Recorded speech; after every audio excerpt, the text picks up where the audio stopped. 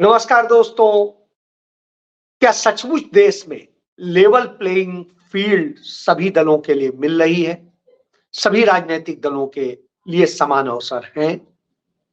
क्या भारतीय जनता पार्टी और नरेंद्र मोदी इतना डर गए हैं कांग्रेस से और राहुल गांधी से कि अब वो इतने निम्न स्तर पर गिर जाएंगे कि 31 साल पहले के ट्रेजरर ने क्या किया था उसका हिसाब मांगेंगे? और क्या भारतीय जनता पार्टी एक नैरेटिव नहीं गढ़ रही है और उनकी सरकार पूंजीवादी व्यवस्था नहीं चला रही है? और क्या उनके लिए किसान सिर्फ सत्ता पाने का जरिया थे, अब उनको किनारे लगाने का काम किया जा रहा है? कमोबेश इन्हीं सारे विषयों पर आपके साथ बात करूंगा। शुरुआत करता हूं कि कांग्रेस पार्टी के 1 महीने से अकाउंट फ्रीज किए जा रहे हैं। कांग्रेस पार्टी पर 210 लाख करोड़ से अधिक का जुर्माना लगाया गया है। कोई भी राजनीतिक पार्टी टैक्स फ्री होती है, उसकी आमदनी टैक्स फ्री होती है, क्योंकि उसे देश की राजनीति समाज सेवा के लिए यह धन लोगों से डोनेशन में मिलता है, यह उसका धन नहीं होता है, इसलिए उसमें कोई टैक्स नहीं पड़ता है। जो कैश लिया जाता है उसका रिटर्न में हिसाब दिया जाता है। कांग्रेस पार्टी 14 लाख रुपए का जो कैश लिए थे उसका हिसाब नहीं दे पाई टाइम पर, उसके बाद में उसने दे दिया, क्योंकि उस समय लोकसभा चुनाव चल रहे थे 2019 के, और उस कारण से वो थोड़ा डिले हुए, यानी 5 साल पहले। इसके अलावा 31 साल पहले कांग्रेस पार्टी ने जो कुछ लेन देन किया था उसका हिसाब मांग लिया गया। साहब, वो हिसाब सबमिट किया गया, सब कुछ किया गया, बावजूद इसके उन्होंने कहा आपने देर से हिसाब दिया, इसलिए हम जो है आप पर 210 लाख करोड़ का जुर्माना लगाते हैं। कांग्रेस ने कहा 14 लाख रुपए के कैश लेन देन का मामला है, जिसका भी हमने हिसाब दे दिया कि हमारे तमाम विधायकों, तमाम सांसदों ने अपना पैसा दिया, अपनी सैलरी का पैसा दिया है, यह भी नहीं कहीं और से दिया, उन्होंने सैलरी का पैसा दिया है। तो ऐसी स्थिति में आप यह नहीं कर सकते, यह गलत है। लेकिन साहब करना है, क्यों? क्योंकि मोदी को डर लगता है, तानाशाह को डर बहुत लगता है, क्योंकि तानाशाह की सत्ता 2 ही 3 चीजों से चलती है। एक उसकी कट्टर विचारधारा से, एक उसका जो डर होता है जिस कारण वो नफरत फैलाता है समाज में, और तीसरा वो आपके अंदर डर भरता है। तो तानाशाह ये करता है, वो खुफिया जांचें कराता है और विरोधियों को आर्थिक रूप से कमजोर करता है और खुद सारा अवैध धन जमा करता है। यह तानाशाह की खासियत होती है। वही स्थिति आज है। चुनाव बॉन्ड के जरिए, जिस तरीके से चुनावी बॉन्ड के जरिए हजारों करोड़ रुपया भारतीय जनता पार्टी ने इकट्ठा किया, जो काला धन है, जो वसूली धन है, और जो धंधा करो यानी कमीशन का धन है, उस धन के बूते अपना रईस हो गए। सारी सत्ता पाने के लिए जो जो नैरेटिव करने हैं, जो विधायक खरीदने हैं, सांसद खरीदने हैं, जो कुछ करना है वो उससे करेंगे। दूसरी तरफ मुख्य विपक्षी दल कांग्रेस पार्टी पर हमला करेंगे, झूठे नैरेटिव बनाएंगे और सब कुछ करेंगे, और उसके बाद वो सच्चाई न बोल सके, सच सामने न ला सके, विज्ञापन न दे सके। इसके लिए उनके आर्थिक रूप से उन्हें पंगु कर देंगे, उनके नेताओं पर हमला करेंगे, उनका चरित्र हनन करेंगे और अपनी विचारधारा इस तरह से बढ़ाएंगे कि जिससे दूसरे उनसे नफरत करने लगे। यह नरेंद्र मोदी की नीति है। इसी नीति के तहत वो काम करते हैं। तो उन्होंने कांग्रेस पार्टी के 11 अकाउंट सीज कर दिए, फ्रीज कर दिए। और फ्रीज ही नहीं किए, उनसे 115 लाख, मैं गलत बोल गया हूं, 115 करोड़ से अधिक धन निकाल लिया। और 115 करोड़ से अधिक का जो अकाउंट से पैसा निकाल लिया गया, कांग्रेस पार्टी के सारे अकाउंट खाली हो गए, उनमें पैसा नहीं। और जो पैसा आया था वो ऑलरेडी खत्म हो चुका है। इसके बाद भी अभी करीब करीब 100 करोड़ की देनदारी और बता रहे हैं कि जो आप पैसा आएगा भी वो भी हम जब्त कर लेंगे। कांग्रेस पार्टी इसके लिए ट्रिब्यूनल में गई। ट्रिब्यूनल में जो थे वो लोग नरेंद्र मोदी सरकार के लोग हैं, उनके अपॉइंट किए हुए लोग हैं। और उसके बाद में वो जब हाई कोर्ट गए तो हाई कोर्ट के उन्हीं बेंच में लगा जो मोदी जी के बड़े क्लोज हैं, बीजेपी के क्लोज हैं। स्वाभाविक सी बात है, फैसला जो आना था वो समझ सकते हैं। कांग्रेस उसको लेके केस तैयार कर रही है, सुप्रीम कोर्ट जाएगी। लेकिन जब तक जाएगी, चुनाव आयोग और दूसरे हैं, जब वो कहते हैं कि समान अवसर की बात, लेवल प्लेइंग फील्ड की बात, तो क्या वह बचता है? तो जवाब आता है नहीं बचता है। अब क्या करे कांग्रेस? इस समय कटोरा लेकर के इस देश में भागे कि भैया कुछ दे दो, भैया कुछ दे दो। इतने दिन कांग्रेस पार्टी ने क्राउड फंडिंग ही की थी, और जिसमें हमारे जैसे लोगों ने भी पैसा दिया था, लोकतंत्र बचाने के लिए दिया था। आज हमारा सबका पैसा जमा हुआ है, वो पैसा फंस गया है। हमने लोकतंत्र के लिए दिया था, एक सशक्त विपक्ष बनाने के लिए दिया था, एक अच्छा विकल्प बनाने के लिए दिया था इस देश के। लेकिन आपने वो पैसा हमारी मेहनत की कमाई का जब्त कर लिया है। ये किसी और का नहीं है, जनता का पैसा है, पूरा पैसा जनता का। तो यह स्थिति है कि जनता की सरकार न बने, इसके लिए यह किया जाता है। यह नरेंद्र मोदी के डर को दिखाता है। यदि इतना डर नहीं होता तो यह करने की जरूरत नहीं होती, और इसी डर के कारण उन्होंने ऐसी हरकत करी। इसके बाद जिस तरीके से वो लगातार असंवेदनशील होते हैं, जिस तरीके से घटनाएं करते हैं, वो अपने आप में दिखाई देता है कि क्या इनका वास्तविकता है और क्या सच। और जब इस सच की हम बात करते हैं तो आपको मैं एक वो बताता हूं कि एक मुशर्रफ अली साहब हैं, वो बड़े विचारक हैं, लेखक हैं, पत्रकार हैं, और मुरादाबाद में रहते हैं। उन्होंने 2014 जुलाई में एक आर्टिकल लिखा था, और वह आर्टिकल मैं आपको दिखाता हूं। वह आर्टिकल, यह है वो आर्टिकल। इस आर्टिकल में उन्होंने लिखा था, क्या सचमुच खजाना खाली है? जो नरेंद्र मोदी चिल्ला रहे थे कि हमें खजाना खाली मिला है, तो उन्होंने इसका पूरा आंकड़े दिए थे और कहा था, साहब कोई खजाना खाली नहीं मिला, इतना भरा हुआ खजाना मिला। उस मुकाबले कांग्रेस पार्टी को खाली खजाना मिला था अटल बिहारी वाजपेयी सरकार से। तो ये समझिए। लेकिन उन्होंने अपने इसी आर्टिकल में यह भी बताया था कि जो मोदी सरकार है वो कहां से चल रही है और कौन चला रहा है और कैसे हो रहा है। तो उन्होंने बताया था, इसको अमेरिका की नेतृत्व में विश्व पूंजीवाद ने भारतीय उद्योगपतियों की मदद से यह सब अंजाम दिया है। अत्याधुनिक प्रचार तकनीक और हिटलर के प्रचार मंत्री गोयबल्स के उस सिद्धांत को, उसमें जिसमें झूठ को इतनी बार दोहराया जाता है कि लोग उसको सच मानकर यकीन करने लगते हैं।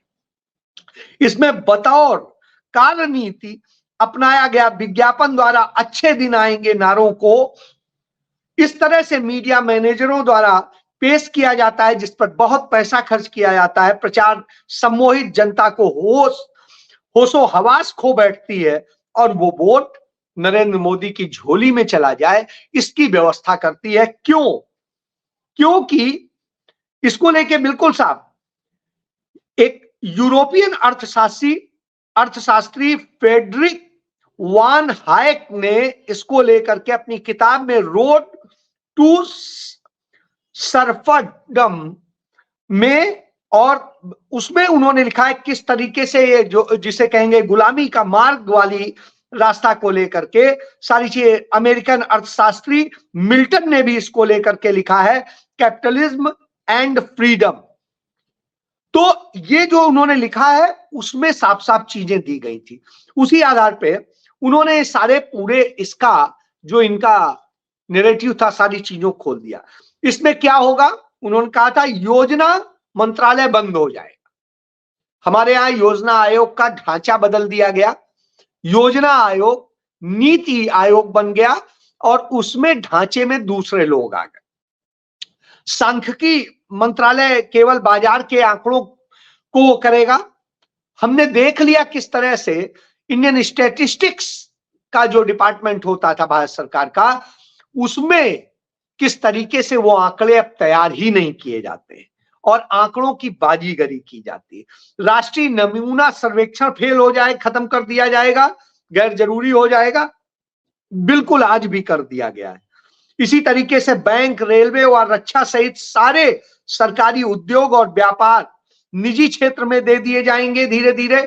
आज हम वो भी दे रहे हैं।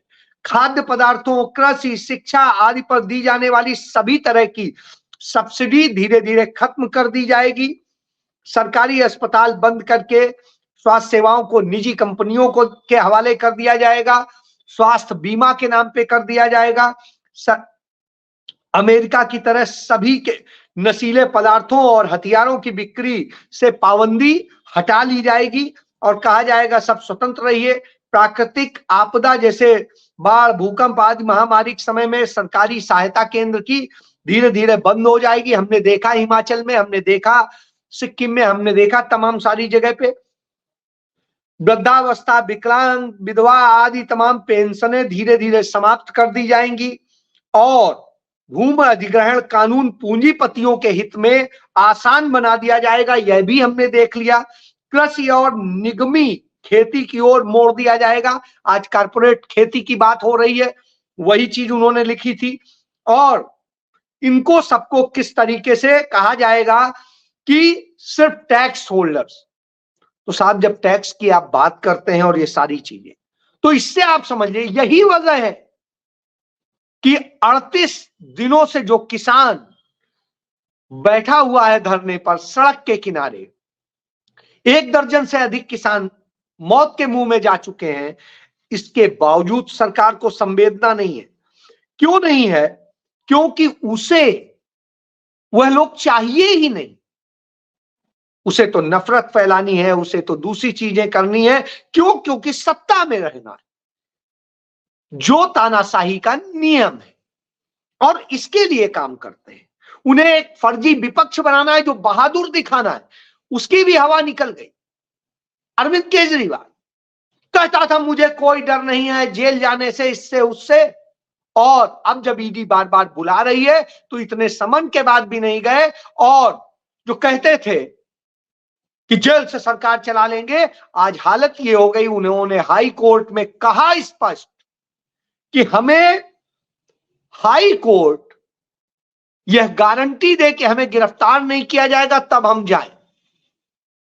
मतलब यह गारंटी चाहिए तब जाएंगे, नहीं तो हम पूछताछ में भी नहीं जाएंगे। इसलिए डर रहे हैं, इसलिए बन रहे हैं। तो यह स्थिति होती है। जब यह स्थिति होती है तो पता चलता है कि है क्या, वास्तविकता क्या है। तो एक सच सामने आता है, इस देश का के 1% जो अमीर लोग हैं, जो नरेंद्र मोदी के सबसे क्लोज हैं, उन 1% के हाथ में इस देश की 40% से अधिक संपत्तियां सौंप दी गई हैं। यानी इस देश का 40% उन 1% के हाथ में दे दिया गया है। और जो 99% लोग हैं उनके पास 60% बचा है। फिर इसके बाद में एक डाटा कि जो हिंदुस्तान के 10% रईस हैं उनके हाथ में इस देश का 73% चला गया है। यानी बड़े रईस, मिडिल रईस, छोटे रईस, इनके हाथ में इस देश का 73% एसेट चला गया। यानी आप समझ लीजिए 90% के हाथ में कुछ नहीं रह गया है। और जब 90% लोगों के पास सिर्फ 27% ही एसेट रह गया हो तो आप समझ सकते हैं कि नरेंद्र मोदी किसके लिए काम कर रहे हैं और क्यों कर रहे हैं। वो इसलिए इनके लिए काम कर रहे हैं क्योंकि वो जानते हैं कि यदि कांग्रेस आ गई तो फिर वो किसानों के लिए, पिछड़ों के लिए, दलितों के लिए, आदिवासियों के लिए और वंचित शोषितों के लिए काम करेगी, युवाओं, लड़कियों, महिलाओं के लिए काम करेगी। वो जब इनके लिए काम करेगी तो हमारा अर्थतंत्र कैसे चलेगा, हमारी लूट कैसे चलेगी। इसलिए सारे पूंजीवादी उनके साथ लगे हैं, सारा मीडिया उनके साथ लगा है, सारे संवैधानिक संस्थाएं उनके साथ लगी हैं, क्योंकि सबको पैसा कमाना और वो किसी भी कौम के हो सकते हैं, किसी भी जात के हो सकते हैं। ऐसे लोग सुविधा भोगी होते हैं, उनकी जाति धर्म नहीं होता। तो इससे आप समझिए यह खेल चल रहा है। और जब यह खेल चल रहा हो तब income tax department Narendra Modi का कांग्रेस पार्टी के 115 करोड़ रुपए से अधिक अकाउंट से निकाल लेता है और जबकि बहाना बताता है वो 31 साल पहले जब सीताराम केसरी कोषाध्यक्ष हुआ करते थे तब का हिसाब दो। इतने सालों से वो हिसाब देते आ रहे हैं, अब गायब है तो हम क्या करें। जब आपको नहीं मिल रहा है, जब आपके यहां फाइल किया तो हमसे क्या कह रहे हैं। और साहब उसके बाद में जो हिसाब मांग रहे हैं 2019 का, उस समय मोतीलाल वोरा होते थे, दोनों इस दुनिया में नहीं है, तब का हिसाब मांग रहे हैं और हिसाब दिया जा रहा है, लेकिन आप उसे मानने को नहीं तैयार है। तो साहब आप अपने ही निकाल लीजिए, वह भी स्थिति नहीं। क्यों? क्योंकि कांग्रेस पार्टी यदि मजबूत रही तो ये खत्म हो जाएंगे, लेकिन वही कांग्रेस पार्टी कमजोर होने की बजाय मजबूत हो रही है। कांग्रेस पार्टी में हर लोकतंत्र प्रेमी लगातार आ रहा है और लगातार जिस तरीके से लोकतंत्र प्रेमी आ रहे हैं उसमें आप समझिए जम्मू कश्मीर में भारतीय जनता पार्टी के पूर्व मंत्री चौधरी लाल सिंह कांग्रेस में आ गए। झारखंड के बीजेपी के 3 बार के विधायक और बड़े नेता जयप्रकाश पटेल कांग्रेस में आ गए।